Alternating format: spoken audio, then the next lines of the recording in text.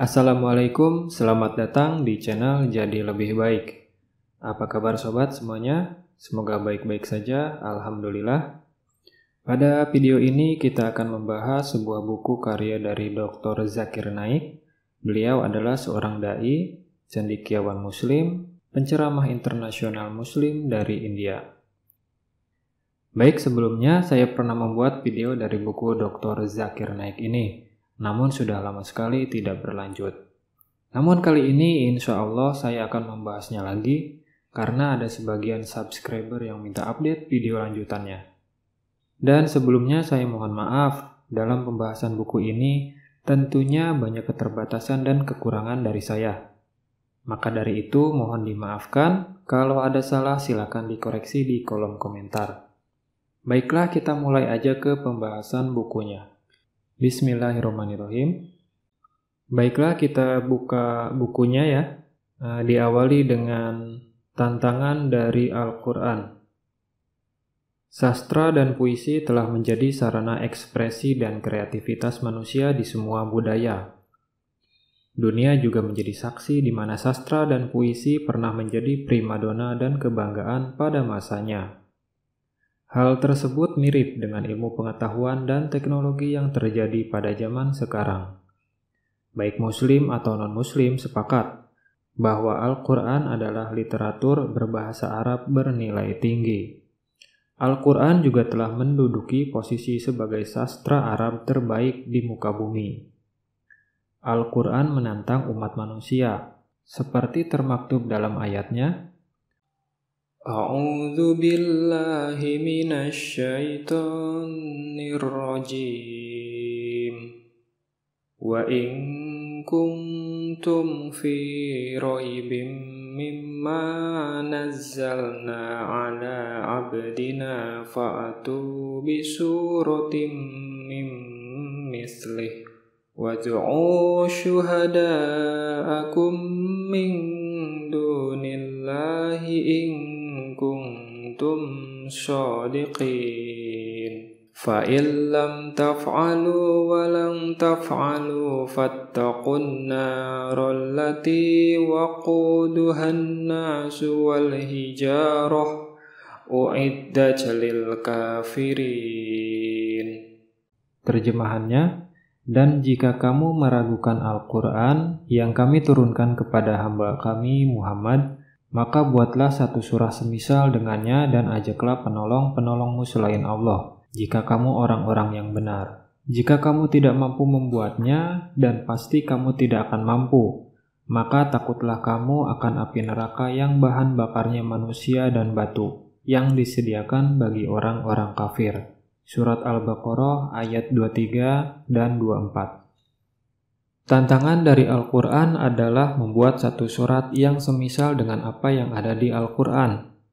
Tantangan serupa diulangi dalam beberapa ayat dalam Al-Quran beberapa kali.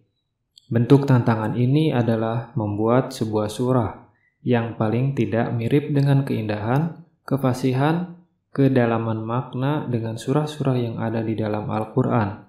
Dan ternyata sampai detik ini tantangan itu tidak pernah terpenuhi. Pemikiran rasional manusia zaman sekarang tidak akan pernah menerima pendapat kitab suci suatu agama yang mengatakan bahwa dunia itu datar, meski telah dikemas dengan bahasa yang puitis dan menarik. Itu karena kita hidup di era di mana manusia telah mengalami kemajuan dalam logika dan sains. Tidak banyak orang yang menerima Al-Quran sebagai kalam ilahi begitu saja lantaran keindahan bahasanya. Setiap kitab suci yang diakui sebagai wahyu ilahi juga harus diterima akal dan logika manusia. Menurut fisikawan terkenal dan pemenang hadiah Nobel, Albert Einstein mengatakan, ilmu tanpa agama itu lumpuh, agama tanpa ilmu pengetahuan itu buta. Maka dari itu, marilah kita pelajari Al-Quran dan menganalisanya, apakah Al-Quran sejalan dengan ilmu pengetahuan modern atau tidak. Al-Quran bukanlah sebuah buku ilmu pengetahuan, tetapi kitab yang berisi tanda-tanda. Dalam bentuk ayat-ayat, di dalam Al-Quran terdapat lebih dari 6.000 tanda. Dan hingga saat ini, sudah lebih dari 1.000 tanda yang selaras dengan ilmu pengetahuan. Kita ketahui bersama bahwa sains adalah sesuatu yang terus mengalami perkembangan. Dalam video ini, penulis hanya menghadirkan ilmu sesuai dengan fakta ilmiah, bukan sekedar hipotesis dan teori-teori yang hanya berdasar pada asumsi, apalagi tidak didukung dengan bukti. Ya, demikian. Al-Quran merupakan satu-satunya kitab suci yang tidak dapat dipalsukan, meski satu huruf pun. Susunan kitabullah itu tetap asli sebagaimana adanya, sejak pertama kali diwahyukan kepada Nabi Muhammad SAW. Keindahan ayat-ayat Al-Quran membuat manusia terpesona, baik di zaman Nabi Muhammad SAW maupun generasi-generasi sesudahnya. Mengenai surat Al-Baqarah ayat 23 dan 24, yaitu tantangan untuk membuat satu surah semisal Al-Quran. Pada zaman Khalifah Abu Bakar Ash-Shiddiq, tidak lama setelah Nabi wafat, muncullah Nabi palsu. Mungkin kita semua sudah tahu ya, yang pasti ngehits banget namanya. Sang Nabi palsu itu Musailamah Al-Kadzab. Al-Kadzab artinya si pembohong. Dia merupakan dedengkot kaum Arab yang menyebar hoaks pasca wafatnya Nabi Muhammad. Di saat genting banyak muslim yang murtad, dia bukannya ikut merapatkan barisan dengan kaum muslimin di bawah panji Khalifah Abu Bakar Ash-Shiddiq, Musailamah justru bikin kehebohan. Dia mengklaim diri sebagai utusan Allah dan akan menyerang Madinah. Dan yang paling kontroversial, Musailamah diketahui pernah membuat ayat-ayat palsu. Hal itu dimaksudkan untuk menyaingi keindahan Al-Quran. Nah, berikut ini adalah ayat-ayat yang ditulis Musailamah Al-Kadzab. Ya difda binta difda aini naqimatu naqin a'laka fi alma'i wa asfaluka fi attin. Ya begitulah kira-kira ya.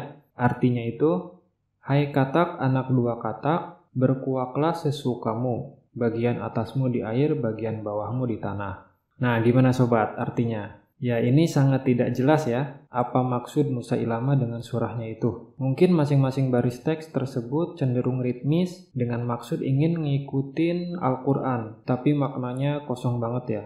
Atau mungkin pengen viral. Ya, sebenarnya ada teks lain lagi yang dibuat oleh Musailamah Al-Kadzab, khususnya surah Al-Fil dan Al-Kautsar. Ya, sahabat semua bisa cari di Google ya. Jadi tantangan dari Al-Quran ini sampai sekarang tidak ada yang sanggup. Dan kalaupun ada upaya-upaya seperti yang dilakukan Musailamah Al-Kadzab, justru hanya menunjukkan kelemahan manusiawi. Dengan kata-kata yang kosong, yang membingungkan, tiada hikmah, dan tiada faedah. Malah kayaknya lebih bagus pantun ya. Dan mengenai ungkapan Albert Einstein, ilmu tanpa agama itu lumpuh, dan agama tanpa ilmu itu buta. Ada 2 poin di sini.